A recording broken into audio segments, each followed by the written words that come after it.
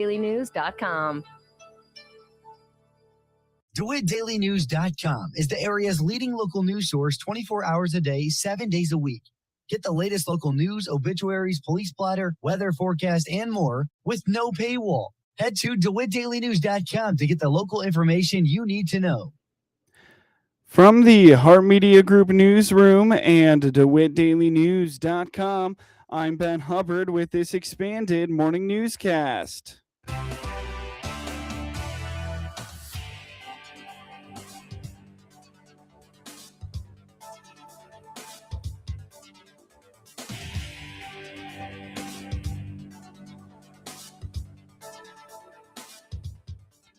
Good morning and thanks for being with us. I'm your host today, Ben Hubbard.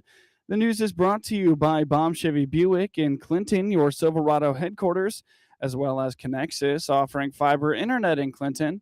Click their icon on DeWittDailyNews.com to find out more. The city of Clinton has been focused on accomplishing many of the goals laid out in its strategic plan from a few years ago. In that strategic plan were goals for individual departments, including the police department. One of the primary pillars of the plan involves modernizing the department's response capabilities. Chief Ben Lauer says having a written, evolving plan is vital for maintaining a clear vision. So it was all part of a collective strategic plan with the city of Clinton. I believe we worked on this in 2024 when Taylor Baxter was serving as our city administrator, and kudos to him for really spearheading this or getting this going. But, you know, a strategic plan, I can't say enough good about it, and it needs to be a continually evolving plan. You know, it's a collective effort to provide a clearer vision about where you're going, identifying strengths and weaknesses, setting goals, and creating a unified direction and focus as to where we're going. Utilizing strategic plan is proactive versus reactive in crisis mode, and it provides measurable results and accountability. And I think just the ability to sit down and discuss those goals, discuss things that we recognize that we can improve on, and simply putting those in writing and referring back to those.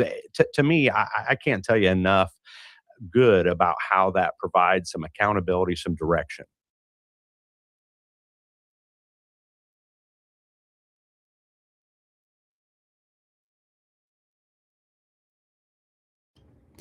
Another major portion of this plan involves a massive overhaul of the department's IT infrastructure. Since 2010, local agencies like the Sheriff's Department and Farmer City Police have been working to share information more efficiently. Chief Lauer says the city is currently partnering with Heart Technologies to build an independent, robust infrastructure that ensures they are no longer at the mercy of changing IT providers. And some of those things that we've done, you know, I brought some notes with me here in terms of our strategic plan and how it applied just to the police department within that citywide strategic plan, but were some significant IT upgrades. You know, starting back in 2010, one of the best things that we have done over time is that the police department, the Sheriff's Department, Farmer City Police Department, and now even more area agencies are sharing information better. That kind of began in 2010. When we started to migrate. At that time, we had a shared IT provider, and technology grew so fast that we just continually kind of just made it work, shall I say. But we recognized that at some point that was going to catch up with us. You know, with the county changing to a different IT provider, us having our original IT provider, that created some complications.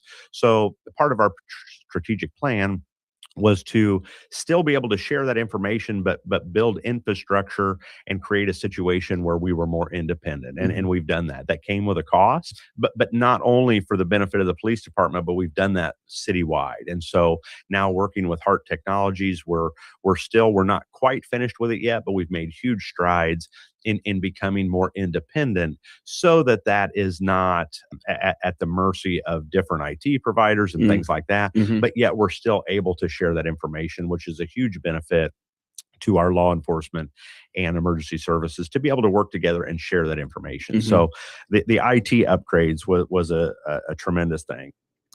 Like many small agencies, Clinton has faced recruitment and retention challenges in recent years. To combat this, the department is prioritizing professional development, including sending all sergeants through the Northwestern Staff and Command School.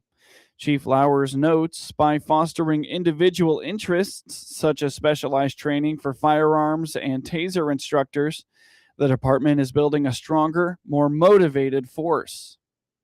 We put a tremendous focus on personnel and issues of their training and professional development of our personnel. We've talked about time and time again, as have the other law enforcement administrators in the area. Recruitment and retention has been a tremendous challenge for all of us in the small agency over the last several years. But working towards, and we included that as a big part of our strategic plan of developing that staff, increasing morale, professional development of our staff. We talked recently, just a year ago, we're providing extensive training, supervisory training for our supervisors. Sergeant Jostis attended the Northwestern 10-week staff and command school. We send all of our sergeants through Northwestern training for supervision. As of yesterday, we've got a promotion pending here in the next month. The Police Fire Commission approved a promotion that again is part of a proactive succession planning for some department changes coming in the next 6 months to a year. And so, getting ahead of that rather than being reactive, we're getting those things in order, getting that training, fostering a culture of expansion and training for these young officers, providing them, honing those skills, but also embracing their interests. We have 2 firearms instructors, we have 2 taser instructors, where we're investigative training. We're embracing different officers have different interests, and we want to foster that and provide them extensive training in those areas. Not only does that provide a great officer, a knowledgeable and well-trained officer for the department, but it also, in a sense, is throwing that officer a bone, and again, as I said, fostering their interest and increasing morale. So those are good things. Chief Lowers admits he is getting better at meeting with his staff in leadership positions and having quarterly department staff meetings. Follow the Clinton Police Department on Facebook for more on its interactions within the city of Clinton. You're listening to the WHOW Morning Show. Let's take a quick break with a word from our sponsors. It's time to celebrate winter. This is Scott Baum from Baum Chevrolet Buick in Clinton and Farmer City. Yes, we have extra savings on all new Chevrolets this month to celebrate the winter season. See our inventory of Chevrolet Trailblazers, Blazers, and the efficient Trax. We also have a good selection of our 7-passenger Chevrolet Traverse and Tahoes. Chevrolet, together, let's drive.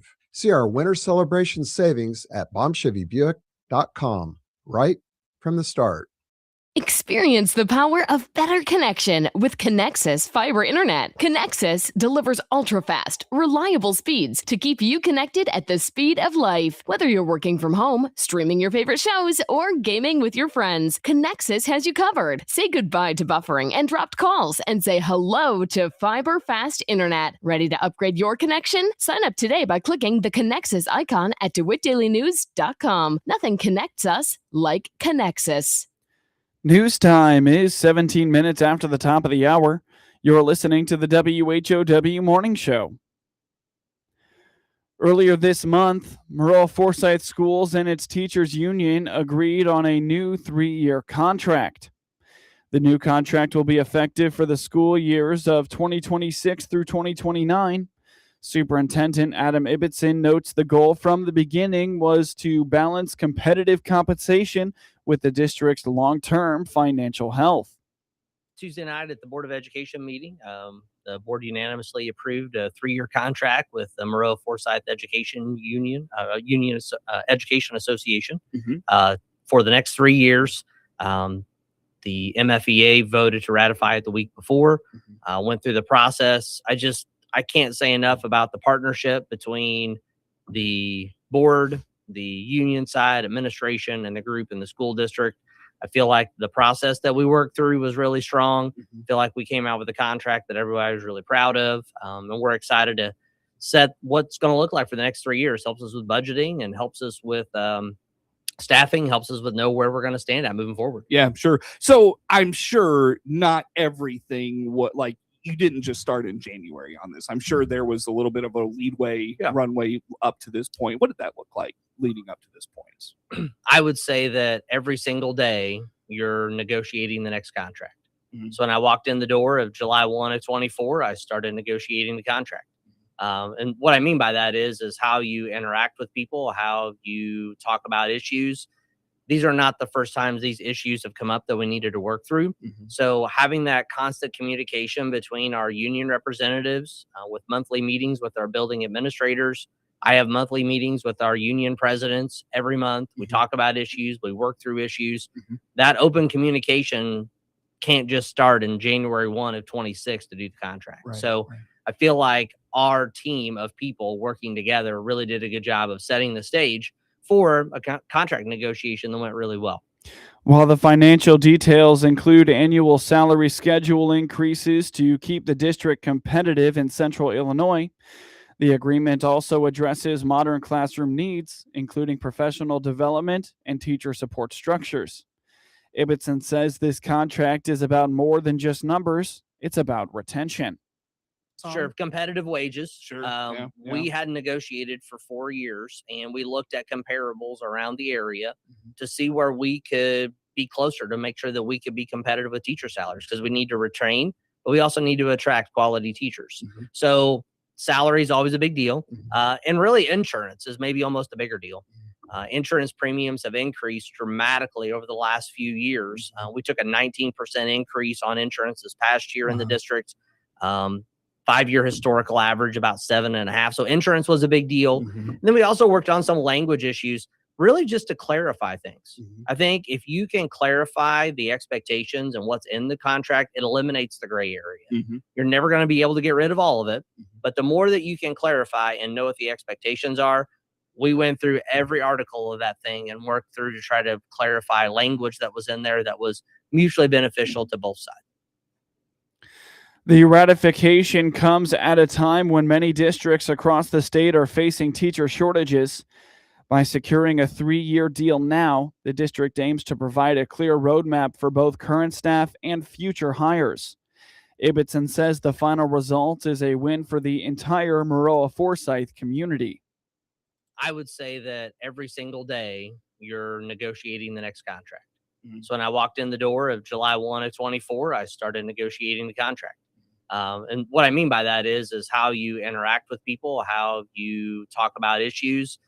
These are not the first times these issues have come up that we needed to work through. So having that constant communication between our union representatives with monthly meetings with our building administrators. I have monthly meetings with our union presidents every month. We talk about issues. We work through issues. That open communication can't just start in January 1 of 26 to do the contract.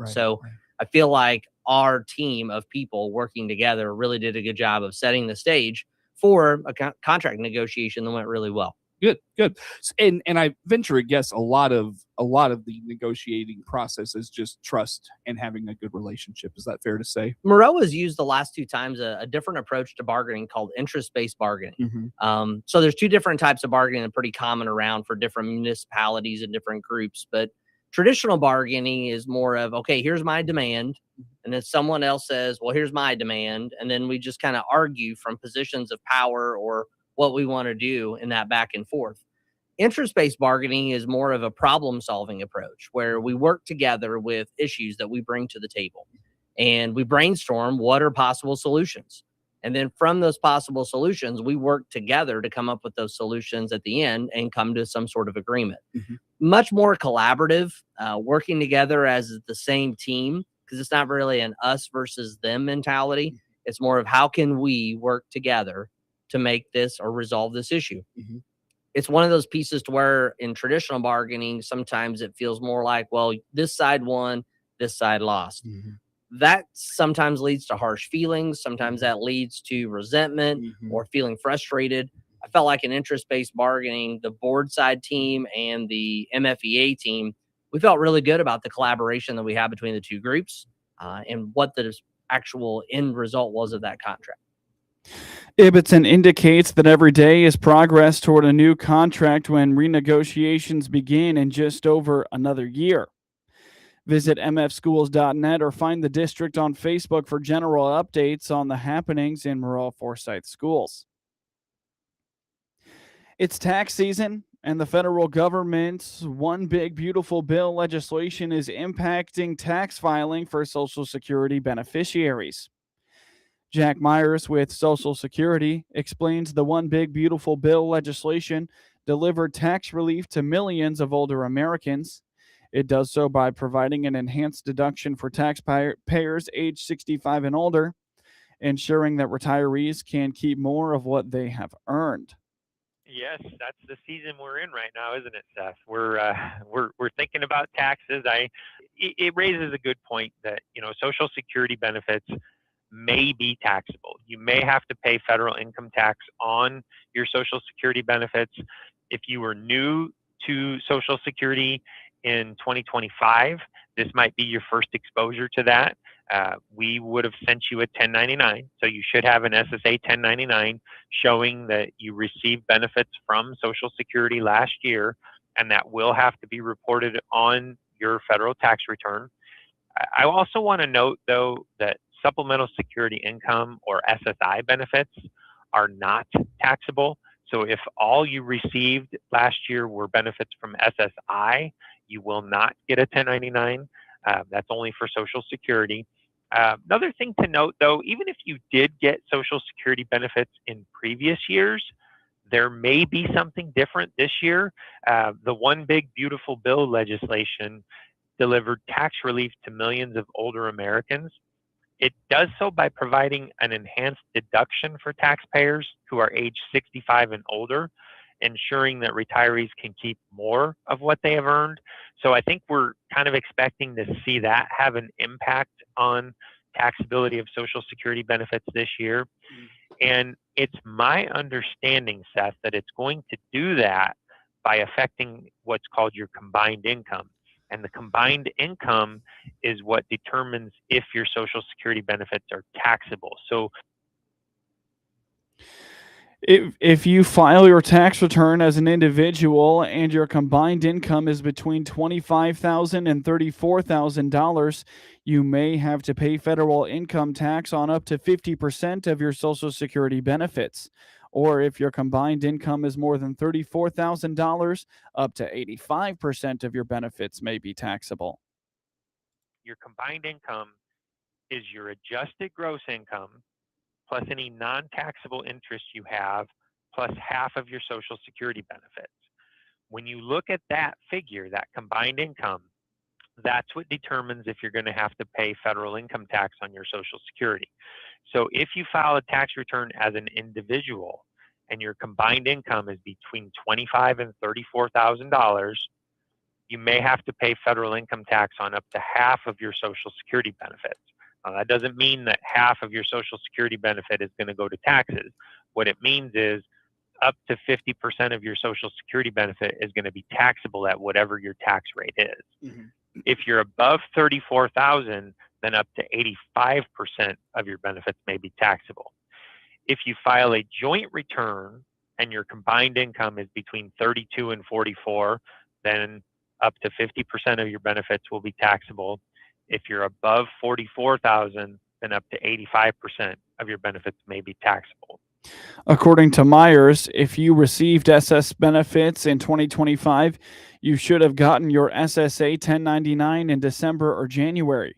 Myers indicates that if you've misplaced it or don't recall getting it, starting February 1st, you can get a replacement through your My Social Security account at ssa.gov/myaccount.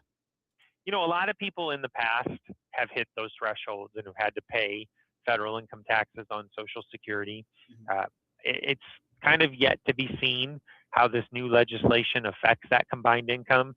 I am expecting that, fewer people will hit those thresholds because of it. And I do believe that it's that deduction, again, is going to affect that combined income, which is what triggers taxability on the Social Security benefits. But just keep in mind that that is a possibility. Taxability of those benefits is possible. If you find out that you did owe income taxes on your Social Security benefits, there is a way you can ask for federal income taxes to be withheld in the future. It's called a W-4V, and the IRS allows us to withhold 7, 10, 12, or 22%. You can do that a few different ways. So if you go to ssa.gov/myaccount, log into your My Social Security account, you can start, stop, or change your federal tax withholding there. Or you can give us a call at 800-772-1213 and ask for that W-4V to be mailed to you. And then you can also just get it from our website. So go to ssa.gov/forms, look for the W-4V, and then you can mail it or fax it to a Social Security office, and we'll handle it that way. You can request a 1099 form through your online My Social Security account at ssa.gov/myaccount or by completing a Form W-4V, which is available in the form section of the website at ssa.gov/forms. Or you can also call 1-800-772-1213 for a form. Get news anytime from your computer or your mobile device at DeWittDailyNews.com. Network news is now. SRN News, I'm Rich Thomason in Washington. From the mid-Atlantic up to the Northeast, massive blizzard is kicking up gusty winds and dumping an awful lot of snow, especially along the I-95 corridor. The National Weather Service says that many spots could see up to 2 feet of wind-whipped snow. New York City and Rhode Island have banned non-essential road travel. Similar restrictions in New Jersey. There have been thousands of flight cancellations and hundreds of thousands of utility customers are without power. Schools are closed across several Mexican states. Local and foreign governments alike warn their citizens to remain indoors following the Army's killing of a big-time drug lord and the spasm of violence that followed.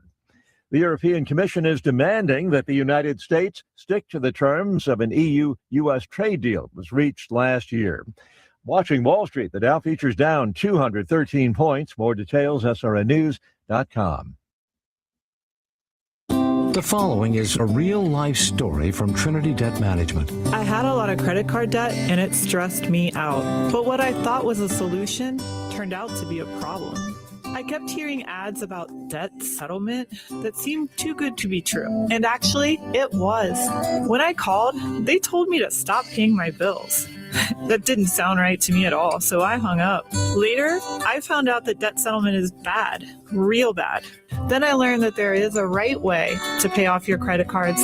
It's called a debt management program from the great team at Trinity. Trinity had a plan. In the end, I paid off my bills, I saved thousands, and I even improved my credit score. If credit card debt has you down, call Trinity at 1-800-936-5496. My name is Heather. Please forget debt settlement and remember Trinity Debt Management. 1-800-936-5496.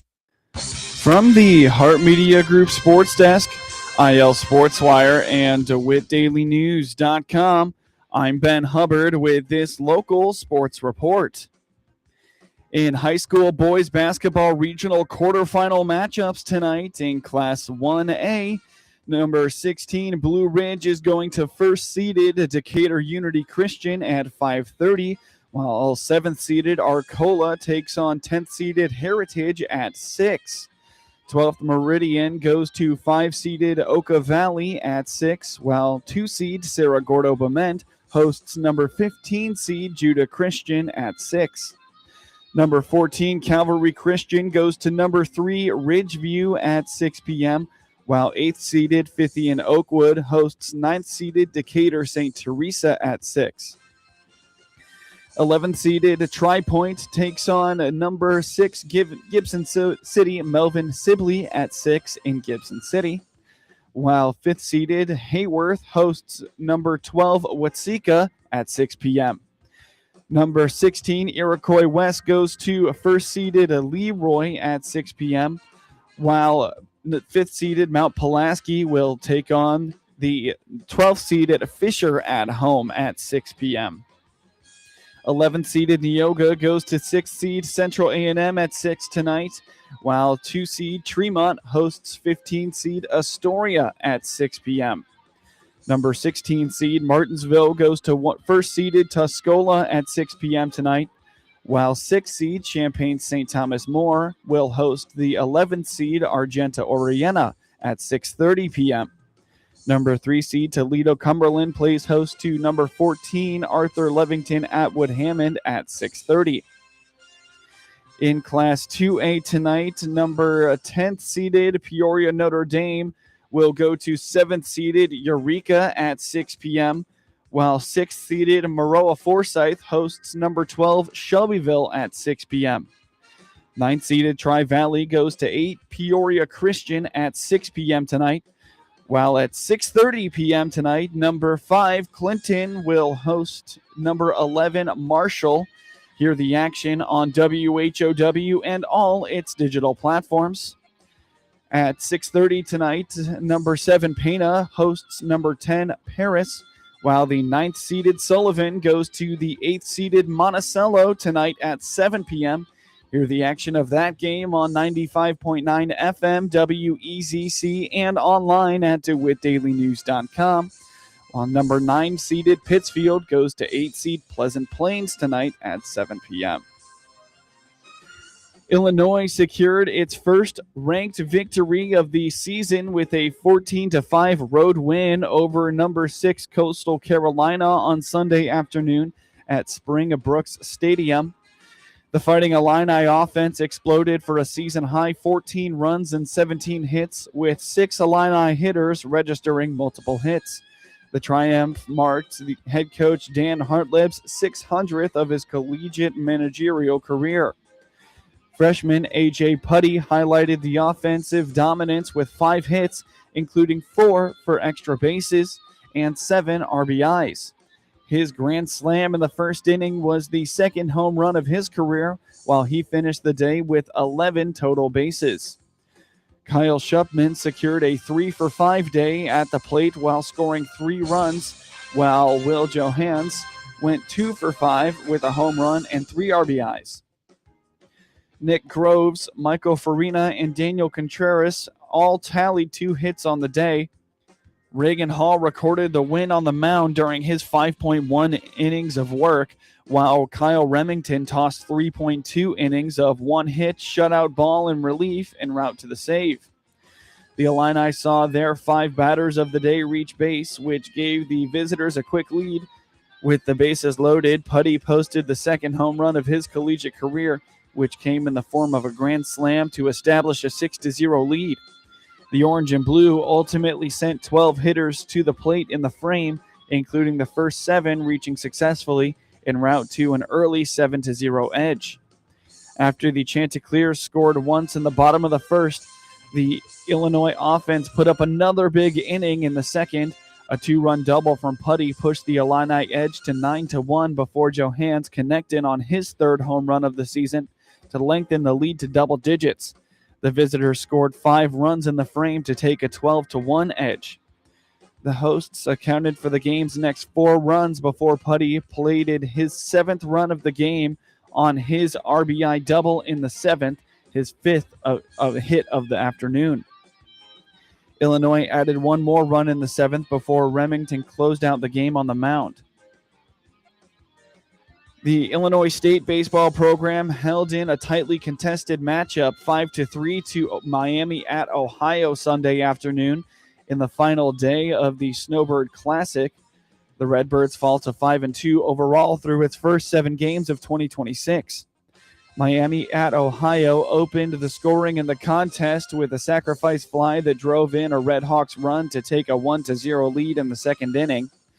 Trailing early, Illinois State responded as junior transfer Michael Carano, in his first career start, homered right field to give the Redbirds a 2-1 advantage at the bottom half of the frame. After 4 scoreless innings, the Red Hawks reclaimed the lead following a 3-run home run to give Miami a 4-2 lead in the top of the 7th. The Redbirds later pulled a run as redshirt sophomore Braden Bakes brought home senior Josh Outlaw to make the score 4-3. Despite the attempt at a late rally from the Redbirds, Miami at Ohio added an insurance run at the top of the ninth to earn the 5-3 win. Karl Anthony Towns had 28 points and 11 rebounds for his NBA leading 39th double-double, and the New York Knicks outlasted the sliding Chicago Bulls 105-99 on Sunday night for their second straight victory. Towns scored 6 straight points on a three-pointer, a layup, and a free throw after Chicago took a 95-94 lead with 3 minutes and 52 seconds left in regulation on Mattis Buzelis' three. Mikal Bridges hit another three-pointer with 27 seconds left, and Jalen Brunson iced it with 2 free throws.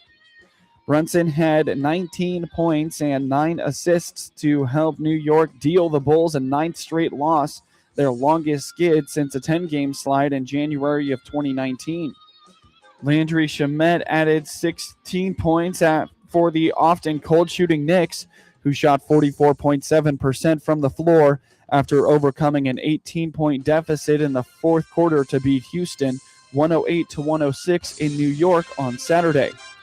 Buzelis finished with 15 points for Chicago. Jalen Smith had 12 before leaving in the third quarter with right calf tightness, and Isaac Okoro had 12. Gershon Yabusele had 11 points and 13 rebounds.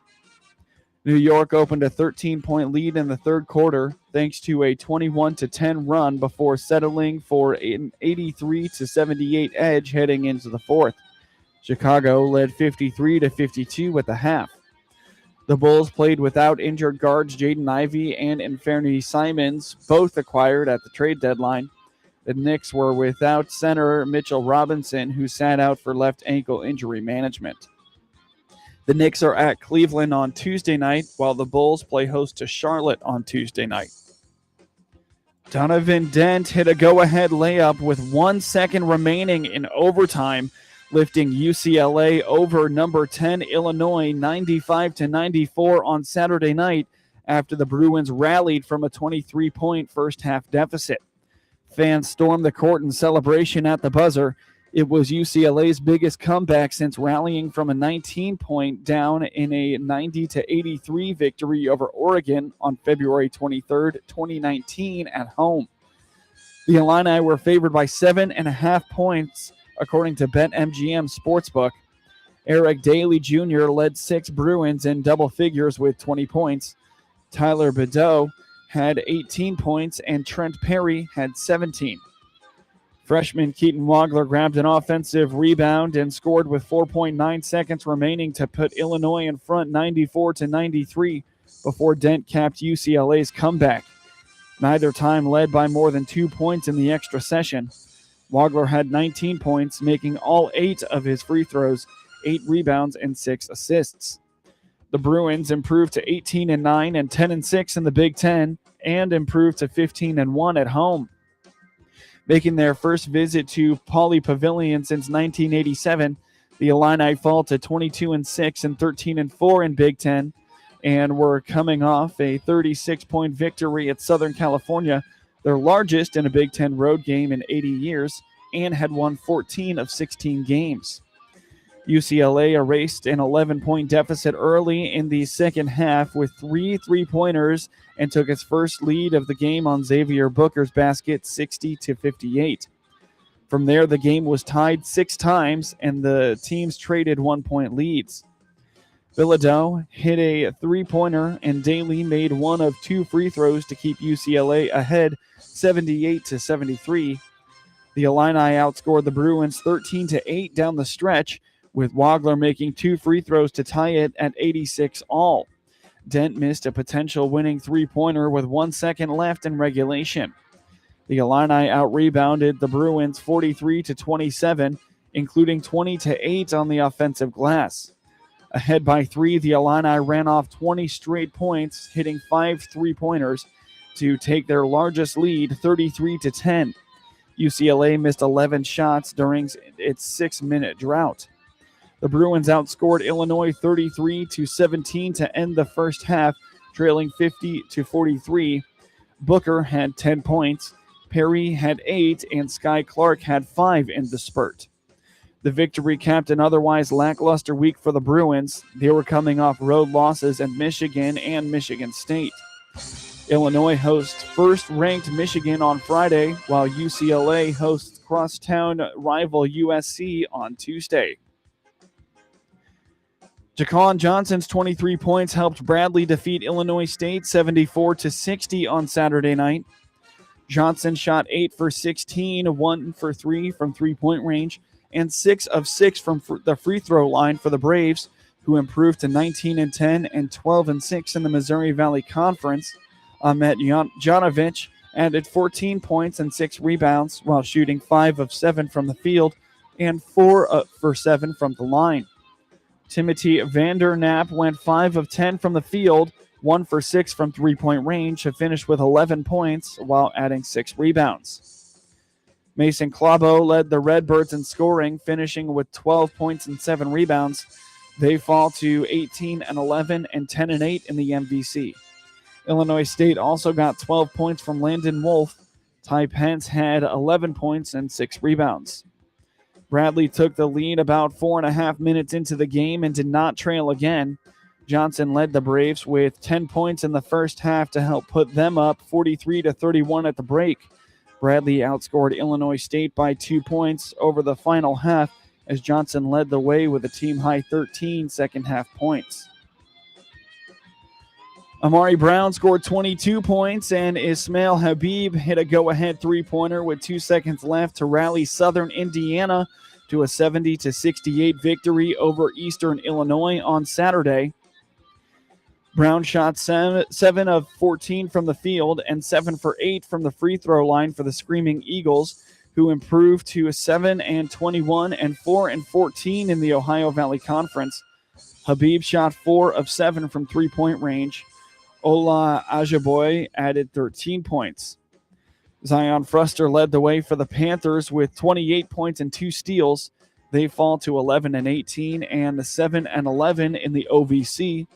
Michi White totaled 17 points, 6 rebounds, 6 assists, and 2 steals. Cooper Jacoby finished with 11 points and 9 rebounds. Southern Indiana took a 36-20 lead into halftime. Terry McMorris made the first of 2 free throws to give the Panthers a 2-point lead before Habib sank the winner. Get highlights of your local high school program by finding IL SportsWire on your preferred social media platforms, and get local sports anytime at DeWittDailyNews.com. This is staff meteorologist Jennifer Wojcicki with your regional radio forecast.